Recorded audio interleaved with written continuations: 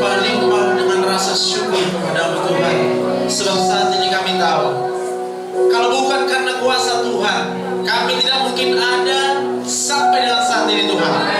Kalau kami bisa berdiri di tempat ini, semuanya karena kasih karunia-Mu. Kalau kami masih bisa bernafas, semuanya karena kasih karunia-Mu. Kalau kami masih menjalani hari-hari kami, walaupun kami punya banyak masalah, walaupun kami punya banyak persoalan, walaupun kami punya banyak tekanan dalam hidup kami, tapi kami tahu ada Tuhan yang senantiasa memberikan kehidupan buat kami. Kenapa Tuhan berikan hidup buat kami? Karena Kau sayang sama kami. Hari ini kami merayakan betapa besarnya cinta-Mu bagi kami. Kami mengucap syukur, kami berterima kasih Tuhan. Sebab kami sadar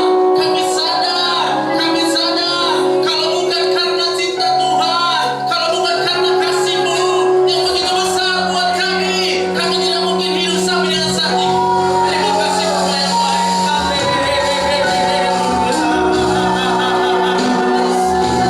Mari kita sembah Tuhan dari tempat ini. Tuhan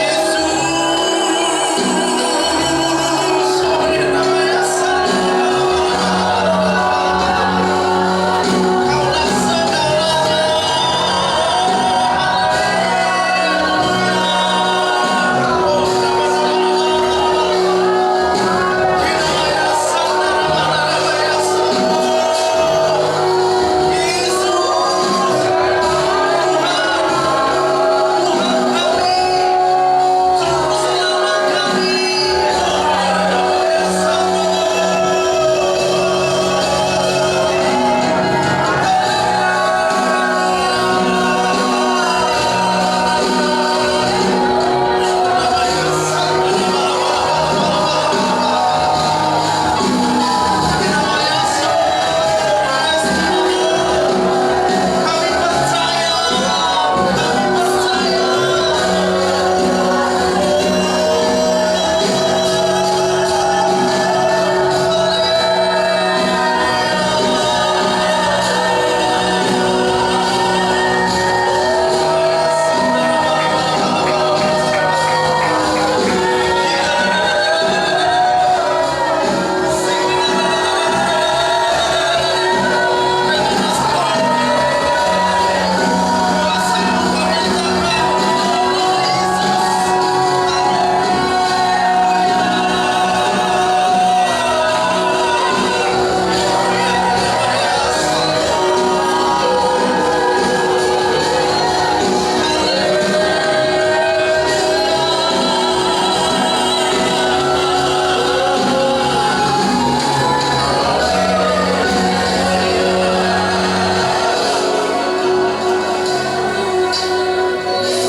kami percaya Tuhan, Kau mengasihi kami. Kau mengasihi kami lebih dari siapapun juga. Bahkan kami percaya, bahkan ketika seluruh isi dunia ini mengasihi kami, tidak mungkin lebih besar daripada kasih Tuhan buat kami.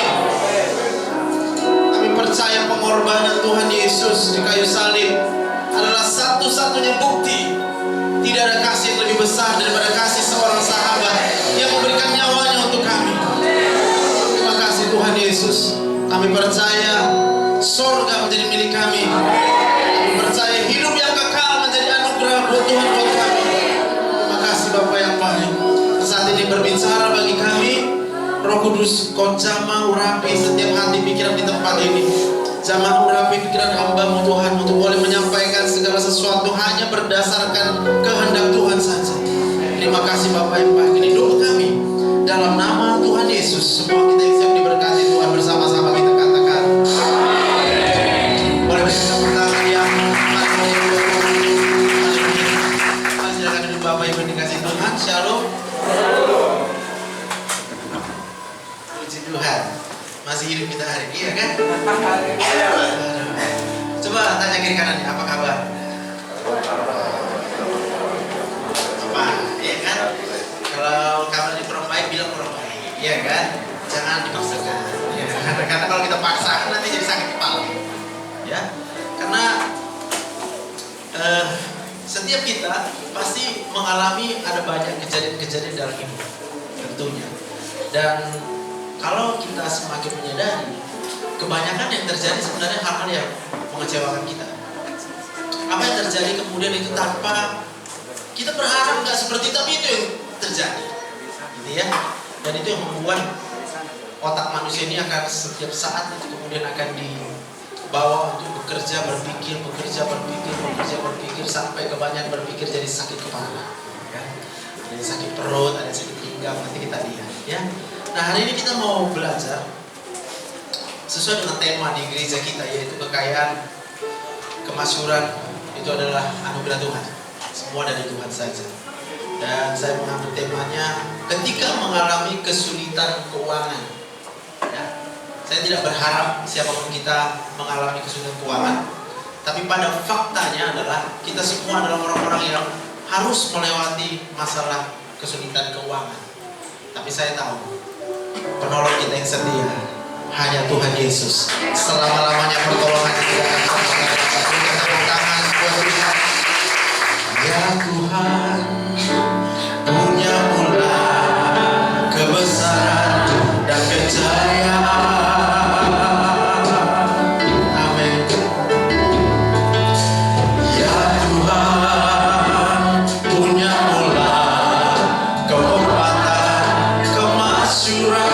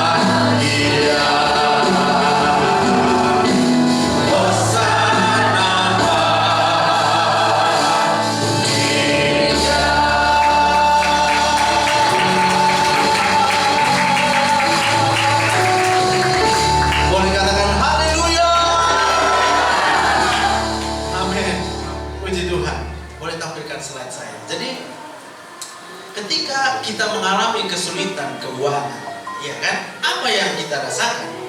Tentunya next slide seperti gambar ini. Ada yang sakit kepala, kan? Kita tanya lagi sama dokter, kok sakit kepala aku? Dokter bingung jawabnya, kan? Nanti orang bilang karena stres kau inang. Mana harus stres katanya? Padahal kan nggak tahu awak semua ada kan inang ini, iya kan? Ada yang sakit kepala kalau nggak ada duit? Tidak ada. Aku sakit kali kepala kalau nggak ada duit. Iya. Nanti kita lihat. Kenapa waktu sakit kepala, waktu nggak ada duit sakit kepala? Nanti kita lihat wajar. Ya. Lalu bisa sakit perut.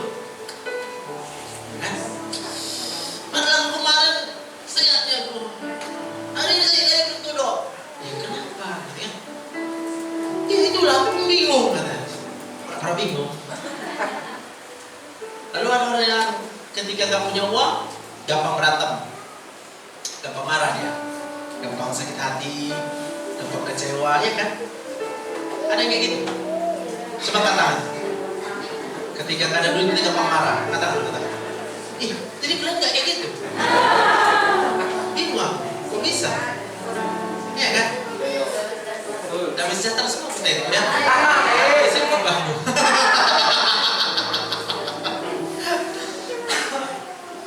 Ya kalau yang begitu puji Tuhan. Ya. Tapi pada faktanya adalah ketika kita sedang merasakan, ketika kita sedang sadar bahwa kita nggak punya uang, sadar, pasti nggak nyaman. Kita hanya akan merasa nyaman kalau udah ada uang. Bisa juga sakit di sini, tengkuk, ya kan? Pernah? Siapa sakit tengkuk pernah? Sakit di pinggang nih, encok. Katanya tulang keropos, bukan? Karena lagi nggak ada uang. Kita siapa orang nggak ada keropos tulangnya? Semua keropos itu tulang orang. Namanya bertambah usia, wajarnya itu. Tapi pada waktu kita nggak punya uang, jadi stres kita. Ketika stres kita, baru muncul rasa nyeri. Ya jadi, ya memang nggak mungkin datang ke dokter, kasihlah duitmu dokter, kan nggak mungkin juga. Maka kadang kalau ditanya dokter, karena stres kau, kita bilang gitu kan, nggak ada stres. Ya mana ada orang nggak stres, kita bilang. Pasti dijawabnya lagi karena nggak dokter yang ngalami. Lah apa-apa. Next slide. Maka di dalam 1 Tawarik 29 dan 12 Daud menuliskan di sini ya, sebab kekayaan dan kemuliaan berasal daripadamu, dan engkaulah yang berkuasa atas segala-galanya. Dalam tanganmu lah kekuatan dan kejayaan. Dalam tanganmu lah kuasa membesarkan dan mengokohkan segala-galanya. Katakan amin. Berarti kalau hari ini kita merasa kita nggak punya apa-apa,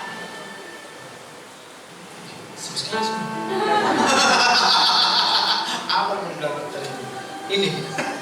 Tuhan punya segalanya. Kalau kita merasa saat ini nggak punya apa-apa, saya mau katakan Tuhan punya segala-galanya.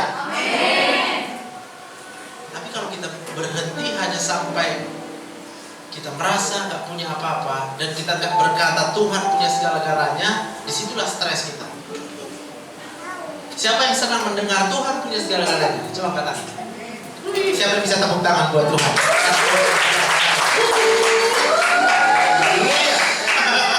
Amin. Lalu dikatakan dalam ayat yang ke-9, bangsa itu bersukacita karena kerelaan mereka masing-masing. Sebab dengan tulus hati mereka memberikan persembahan sukarela kepada Tuhan. Juga Raja Daud sangat bersukacita, iya kan?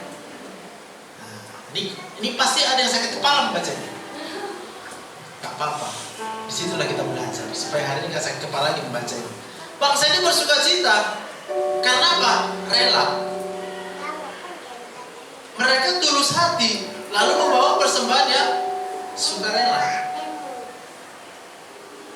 Hasilnya sukacita. Kalau kemudian dalam otak kita sekarang berpikir, gimana aku mau persembahan? Uangnya gak ada ya. Uangnya aja sulit. Gimana caranya? Nah di sini mau kita belajar. Kalau kemudian kita memberikan persembahan itu dengan rela, tapi aku mau bilang rela itu bukan disuruh-suruh nah. Rela kau. Ya kan kita sering disuruh rela kan. Udahlah relakan aja lah. Karena kau yang merasakan. Kau pikir dia enak kali rela. Ini lagu dangdut dia kan. Rela aku rela. Artinya kan apa yang mau direlakan kalau enggak? Nah itu maksudku. Kita hanya bisa rela kalau ada. Kita hanya bisa merelakan kalau memang punya. Lah memang kita nggak punya, makanya kita marah kalau disuruh Maka lain kali kalau ada orang yang berkata relakan lah, kamu masih berapa bilang? Paham kan? Kita kehilangan uang, lalu kita jadi sedih karena uang kita hilang. Datang kawan kita, udahlah, relakan aja. Gak usah lawan dia. Cukup bilang, kau mau masih berapa? Nah, maka kau suruh aku Tapi kalau ada orang datang sama aku, Dokter Joseph, uangku hilang. Aku cuma bilang sama dia, ya Tuhan punya mula kehormatan dan kehormatan, ya kan? Amin. Aku bilang sama dia, Tuhan punya segalanya. Jadi jangan takut kau gak punya apa-apa. Tuhan punya segalanya untukmu. Yang berkata amin, lalu kemudian sakit kepalanya hilang, itu karena percaya. Tapi yang bilang amin, rasanya tetap sama. Tenang, itu karena belum percaya. Yang bisa tertawa sekarang pada uang yang gak ada, karena percaya nanti. Segala sesuatu pasti disediakan Tuhan. Amin. Next slide. Nah, jadi mengapa Daud dan bangsa Israel bisa rela memberikan persembahan untuk pembangunan rumah Tuhan? Dan kemudian bukan hanya rela, setelah mereka rela, ada sukacita. Alkitab mencatat hati yang gembira adalah berarti waktu kita memberikan persembahan, sembuh kita. Jangan amin-amin aja. Bilang sama aku, iya belum ada mau dikasih. Kalau banyak dikasih Tuhan, pasti kasih banyak. Betul nggak? Berikan tepuk tangan buat Tuhan. Jangan sedih. Karena Daud mengetahui, dia udah tahu semua kekayaan dan kekuasaan yang sedang dimilikinya itu berasal dari. Berarti Daud memberikan dari kelimpahan. Tuhan itu baik. Tuhan gak mungkin memaksa kita memberi kelimpahan dari kekurangan. Bilang kiri kanannya, Tuhan itu baik. Kalau kita merasa sekarang gak berlimpah, ya gak apa-apa, ngasihnya gak usah berlimpah. Jangan paksakan dirimu. Tuhan ini yang terbaik. Tadi lebih ya, yang terbaik dari kita, dari apa yang kita miliki yang dikasih Tuhan itu berikan. Tapi kalau kamu gak tahu apa yang dikasih Tuhan untuk kita, yang usah kasih. Ngerti ya? Jangan kita kemudian membawa persembahan karena disuruh. Jangan dia. Nggak usah bawa persembahan. Nggak usah. Taunya aku karena gak ada penyamun, kita bilang gitu kan. Tapi aku tahu bahwa Tuhan bisa mencukupkan segala-galanya dalam hidupmu. Karena segala-galanya itu adalah milik Tuhan. Berapa banyak yang percaya segala-galanya milik Tuhan? Boleh kata? Wow, kita berikan tepuk tangan. Berapa banyak yang tahu uangnya lagi gak ada sekarang? Aku ada. Yang lagi dikit uangnya angkat tangan. Foto dia. Selfie dulu. Siapa uangnya lagi dikit angkat tangan. Amin. Ya kan itu baru bukti. Supaya nanti jangan dimarahi. Dia akan kok dikit persembahan hari ini. Udah jelas uangnya lagi dikit, Pak. Amin. Tapi saya berdoa hari ini kita sama seperti Daud. Kalau bisa Daud memiliki semua kekayaan dan kekuasaan itu berasal dari Tuhan, berarti kita juga bisa. Maka bagaimana caranya supaya kemudian kita bisa hidup di dalam kelimpahan kasih karunia Tuhan? Amin. Coba geser slide lagi. Next slide. Nah, siapa Daud? Ini Daud.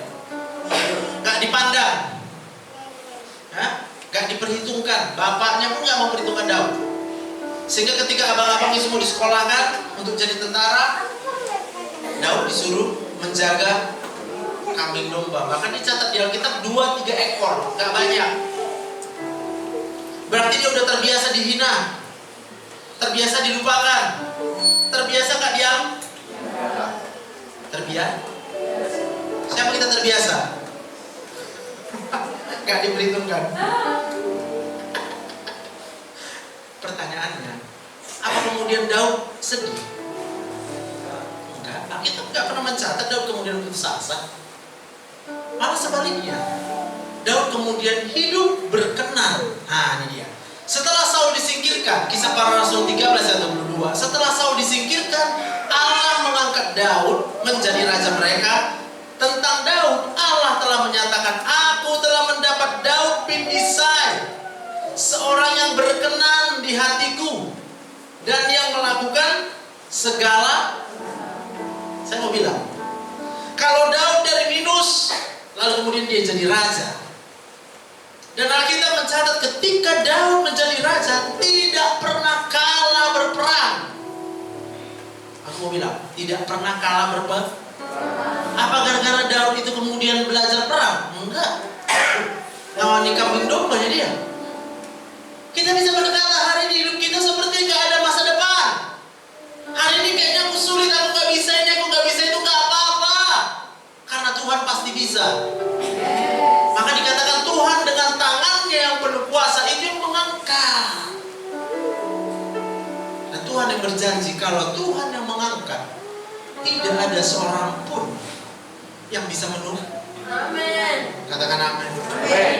Kalau Tuhan sudah angkat, dia tidak bisa menurunkan. Tahu nggak apa bedanya Saul sama Daud?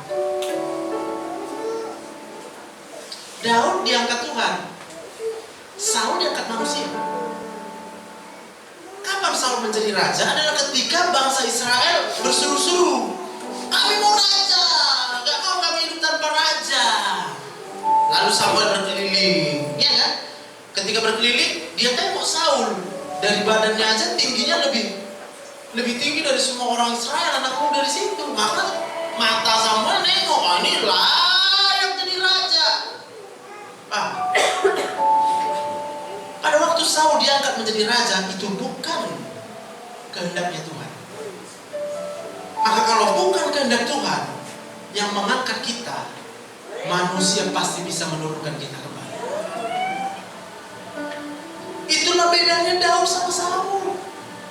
Daud ketika dia direndahkan, ya tak apa. Daud ketika dilupakan, disuruh bapaknya, udah kau pergi sana ke apa sana itu sana kepada guru sana kau nilai 2-3 ekor kambing domba bapak itu. Iya pak. Disuruh lagi dia bawa makanan. Kau bawa dulu makanan untuk abang-abang kau lagi berperang orang itu. Kau kejar kasih 2 jam. Ini bukan dulu. Nah, pada waktu Daud kemudian mau disuruh-suruh sama bapaknya, sebenarnya pekerjaan yang gak ada harganya, mengejek dia bawa. Tapi ketika dia lihat, ada apa nih? Kok ada orang besar raksasa lalu menghina-hina bangsa Israel ini? Goliat muncul di hadapan Daud pada waktu itu. Tapi lihat, karena ketaatan Daud melakukan segala kehendakku. Lalu kemudian Tuhan bilang apa? Ambil batu, pakai batu aja kau lempar itu sih Goliat. Next, mati gak? Yang buat mati siapa? Batu. Yang buat mati si Daud? Mana mungkin? Hanya Tuhan. Karena kalau Tuhan yang mengangkat, tidak ada bisa menurunkan kita. Kalau Tuhan yang membela kita, tidak ada bisa menjadi lawan kita. Katakan amin. Udah, masih sakit kepala?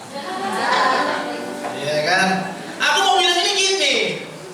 Kita semua pasti menyimpan memori di otak kita. Orang-orang yang mau pergi sakit hati. Ada yang sakit hati sama suami, ada yang sakit hati sama istri, ada yang sakit sama anaknya, anak sama bapaknya, anak sama mamanya. Ada sama mertua. Ada sama menantu. Iya kan? Ada yang mau bilang sama kita. Kalau kita simpan rasa sakit hati itu, akan membuat kita menjadi orang yang tidak berkenan kepada Tuhan. Kalau kita tidak berkenan kepada Tuhan, bagaimana mungkin Tuhan akan mengangkat kita? Amin.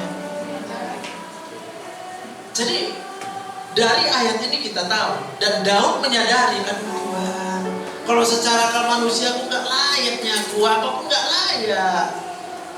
Tapi kemudian Tuhan kasih semua yang terbaik untuk Daud. Sehingga apa? Rasa cinta Daud terhadap rumah Tuhan itu luar biasa. Alkitab mencatat berapa besar yang dia berikan sebagai seorang raja untuk membangun rumah Tuhan. Hari ini mungkin kita merasa gak ada penting-pentingnya membangun rumah Tuhan. Membangun gereja ini kita rasa gak penting. Gak apa-apa. Gak apa-apa. Kenapa? Karena Bapak belum melihat betapa besarnya kuasa Tuhan dalam hidup kita. Kenapa kita gak punya rasa sayang dengan rumah Tuhan? Gak apa-apa. Karena kita belum mengalami betapa besarnya berkat Tuhan dalam hidup kita. Hari ini berapa banyak kita mau diberkati oleh Tuhan? Boleh lambaikan tangan kita, berikan tepuk tangan buat Tuhan. Nah, kita lihat next slide. Jadi kayak mana caranya ya kan? Ini dia, ini gambar otak ini. Udah? Ada otak kita kan? Ya ada lah, kan gara-gara sering diejek jadi ketawa kita ya. Ini otak kita Pak, Ibu, teman-teman. Yang warna merah itu adalah pusat perasaan. Jadi ada rasa marah, rasa khawatir, semua rasa di situ, termasuk rasa gembira. Perbedaannya adalah hormon. Kalau kita lagi bahagia, hormon bahagia, endorfin namanya. Sebaliknya kalau kita lagi stres, berarti hormon stres. Hormon stres itu ada 3. Epinefrin, norepinefrin, satu lagi kortisol. Kalau dia kortisol, rasanya itu sedih aja bawaannya. Gampang sedih kita. Pernah gampang sedih? Nah, berarti hormon kortisol kita lagi tinggi. Nah, pernah gampang marah? Berarti hormon epinefrin dan norepinefrin kita lagi tinggi. Pernah rasanya mau pindah dunia? Ya kan mau pindah dunia namanya, udah tahu rumahnya di situ. Aku nggak pengen aku ke rumahku dulu pikir aja aku dari sini ya kan. Itu berarti norepinefrinnya lagi tinggi. Dia menolak kehidupan saat itu. Dia nggak suka dengan hidupnya. Siapa yang suka dengan hidupnya? Ah seriusan? Nanti di sini aja, nggak apa-apa. Kalau kita saat ini merasakan kita senang dengan hidup kita di sini, berarti karena kita sedang percaya. Nah, aku lanjutin. Yang di bagian luar otak kita ini, yang kayak cacing-cacing gitu ya, lihat ya, itu adalah pusat ingatan, penyimpan data. Apa yang kita ingat sekarang? Sini. Nah, karena ini letaknya berhubungan, maka apa yang kita ingat akan dirasakan di sini. Kalau kita ingat yang baik, kita akan merasa baik. Kalau kita ingat yang buruk, yang jahat, kita akan merasa stres. Setuju? Sepaham? Sering mengalami? Nyata? Nyata kan? Ya jangan lupa lagi siap dari sini. Berarti apa yang kita ingat akan kita rasakan. Lalu di sini juga proses berpikir namanya. Apa yang kita pikirkan akan kita rasakan. Maka pada waktu kita ingat data, Tuhanlah yang punya segala-galanya, maka kita akan merasa bahagia. Mana mungkin aku gak punya apa-apa? Karena Tuhan yang punya segala-galanya. Mana mungkin Tuhan gak tahu mau jatuh tempo tanggal berapa ya? 17? Coba aku tanya, mungkin gak Tuhan gak tahu apa yang terjadi? Enggak kan? Pasti tahu kan? Tadi apa? Dikit rasa. Terkadang kita merasa tak ada jalan terbuka. Amin. Tak ada lagi waktu, terlambat sudah. Oh.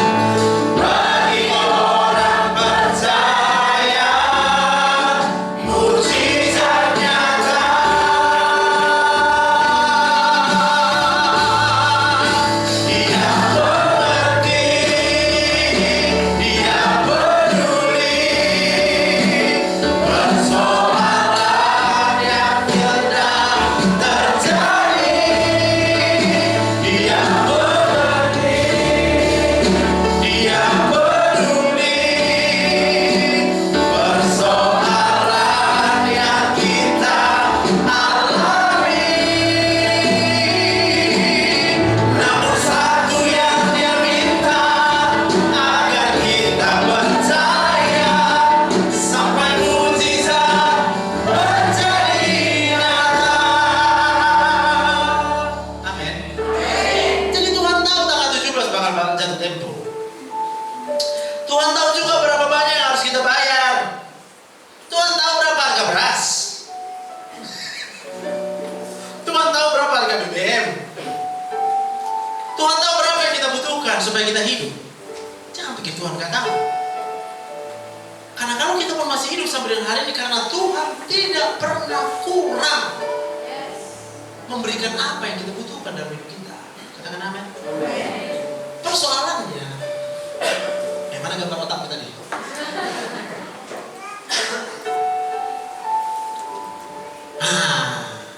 Persoalannya di sini.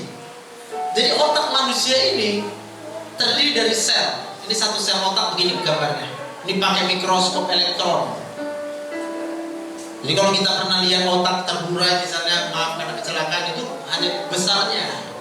Itu tersusun dari ini.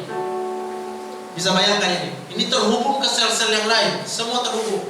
Dari kakinya terhubung, dari badannya terhubung. Oke? Ini ada 100 miliar di otak kita. Dan satu sel itu menyimpan data, Pak. Bayangkan. Maka yang disebut dengan percaya sepenuh hati berarti 100 miliar.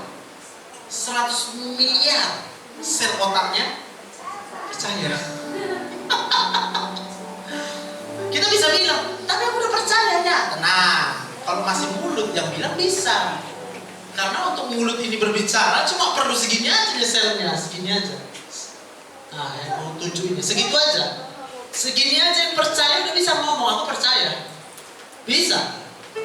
Tapi sel-sel yang lain yang masih mengingat kepahitan, yang masih mengingat gak ada uang, siapa yang kesini ingat gak ada uang? Gimana mau bilang ya? Pasti tadi kita waktu datang ke sini kita ingat gak ada uang, tapi waktu kita udah dulu di sini lupa kita gak ada. Pada waktu kita lupa gak ada uang, hilang rasa sakit kepala. Terus kita pulang lagi nanti dari gereja.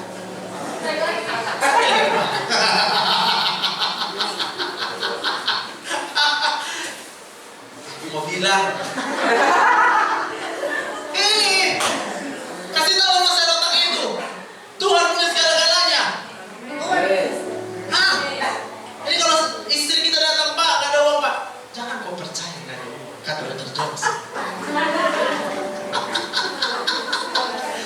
Tuhan punya segala-galanya. Amin. Tepuk tangan yang meriah.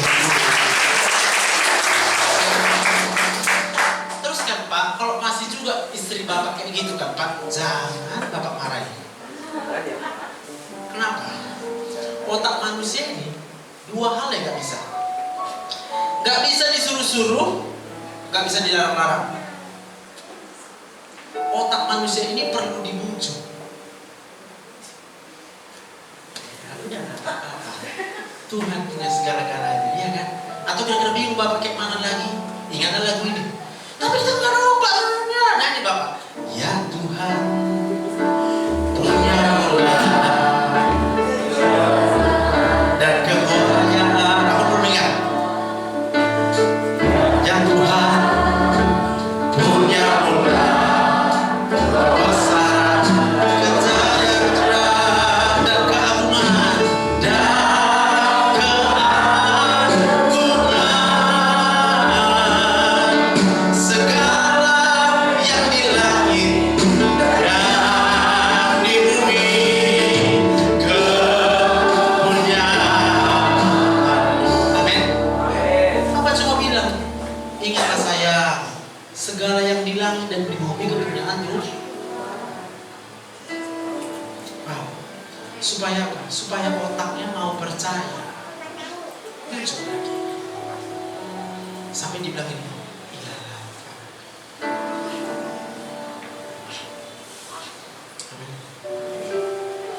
Maka Daud sepanjang daripada hidupnya, apa yang ada di dalam otaknya hanyalah kebesaran Tuhan. Dia lihat matahari, dalam kitab Mazmur dikatakan, kalau kulihat matahari buatan tanganmu, betapa besar dan dahsyatnya kuasa Tuhan. Katakan amin. bersukacita. Walaupun dia sedang berada hanya bersama dengan 2-3 ekor kambing domba. Amen. Berarti pada waktu kita lihat buku rekening kita, uang sudah menipis, jangan percaya. Jangan percaya. Nah, betul ini bilang. Betul ini. Yang betul segala-galanya punya Tuhan. Kekayaan, kehormatan dari Tuhan, itu yang betul. Tepuk tangan yang meriah buat Tuhan. Sama kalau kita kemudian lagi gagal hari ini, jangan percaya kita lagi gagal. Kalau Tuhan yang mengangkat kita, tidak ada yang bisa menurunkan kita. Dan kita tahu cara Tuhan adalah dengan segala sesuatu yang terjadi dalam hidup kita. Roma 8:28. Kita tahu sekarang bahwa Allah turut bekerja dalam segala sesuatu untuk mendatangkan Berarti kalau kita sedang disakiti hari ini, bersukacitalah. Karena kau tahu itu cara Tuhan mengangkatmu. Kalau kau sedang direndahkan oleh orang lain, senang-senang aja direndahkan, ketawa-ketawa kau direndahkan. Tidak apa-apa. Tahu nggak yang pertama apa dampaknya? Yang sedang merendahkan kita pun bingung. Ini aku yang Joseph ini direndahkan, ketawa-ketawa dia. Otomatis dia berhenti merendahkan kita. Tapi kalau kita lawan apa kawan? Bicaranya kita. Kalau ada kesempatan lari aja. Kau usah kau hadapi dia.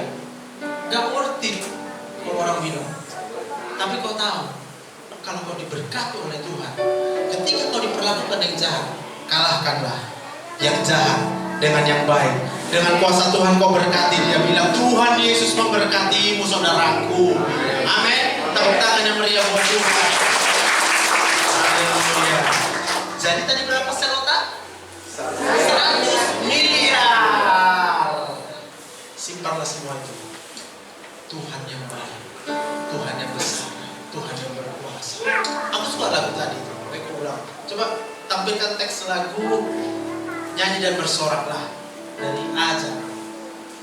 Nyanyi dan Bersoraklah. Ya.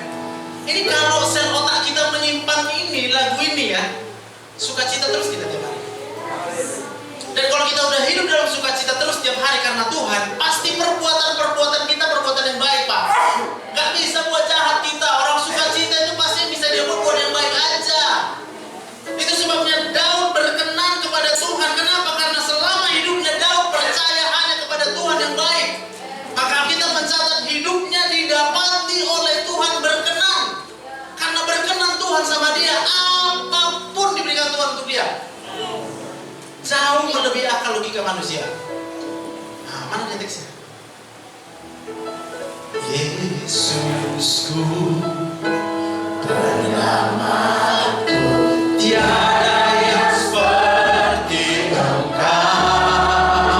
Setiap hari ku memuji keajaiban kasih.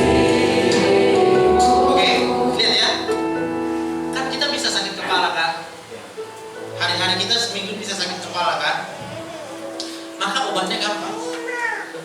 Ingat lagi kebesaran Tuhan kayak lagu tadi. Tuhan Yesus, kalau aku masih hidup sampai hari ini, jelas hanya karena simpan ke dalam sel otak kita. Tuhan terima kasih, aku masih hidup. Kita mana bisa hidup kalau bukan karena ditolong Tuhan. Kita nggak bisa hidup kalau karena Tuhan yang melindungi kita di jalan, nggak terjadi kecelakaan apapun dalam hidup kita. Kita bahkan nggak bisa hidup kalau Tuhan nggak berikan oksigen buat kita. Coba kita tarik nafas. Enak nggak? Enak nggak? Jadi kenapa nggak senyum?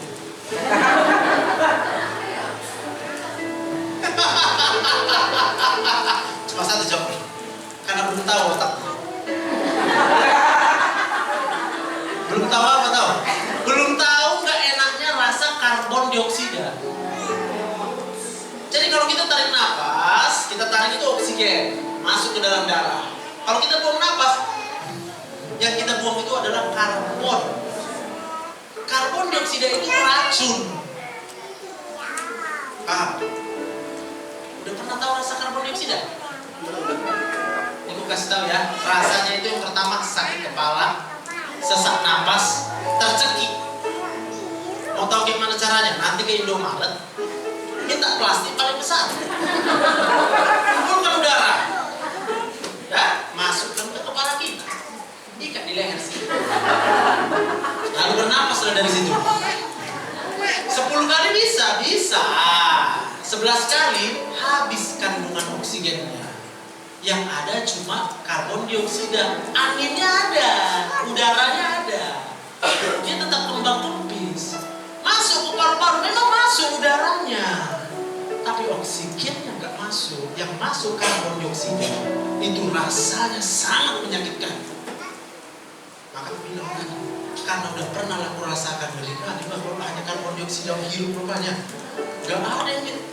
Jadi kalau ada orang macam-macam sama kita, kenapa? Kalau boleh ngasih oksigen sama aku. Kawannya hidup karena Tuhan, udahlah, berdamai aja kita. Apa yang bisa aku buat sama kawan? Ku buat kalau maafkan. Ku buat kalau aku minta tolongmu. Ya, kalau aku kasih, kau jangan marah lah. Tinggalkan dia. Sampai sebisa paham. Kalau kita menyadari, kalau hidup kita ini adalah mujizat dari Tuhan, setiap waktu kita akan memuji Tuhan. Memuji Tuhan artinya apa? Sel-sel otaknya dibujuk. Ayo percaya Tuhan, tujuan saya bangun pagi. Rata-rata manusia ketika bangun pagi yang dia ingat pertama adalah persoalannya. Aku berdoa supaya kita semua setiap bangun pagi yang langsung kita ingat adalah kuasa Tuhan. Oh, ada oksigen. Berarti Tuhan berkuasa dalam hidupku. Ya tapi kan ada masalah, kata selnya ini kan. Tenang kau, kuasa Tuhan lebih besar dari masalah itu. Tenang aja. Terus memuji Tuhan. Nyanyi dan bersorak, baca Alkitabnya. Amin. Pada waktu kita hidup berkenan kepada Tuhan, pasti kita akan diberkati oleh Tuhan. Alkitab mencatat, Tuhan Yesus katakan, cari dahulu kerajaan Allah dan kebenarannya, maka semuanya ditambahkan kepadamu. Alkitab mengajar kepada kita, kalau nggak ada uang, jangan cari uang. Cari Tuhan, maka uang akan mencari orang-orang percaya. Dikejar berkat-berkat Tuhan. Tepuk tangan yang meriah buat Tuhan. Mari kita bangkit berdiri. Hosana bagi sang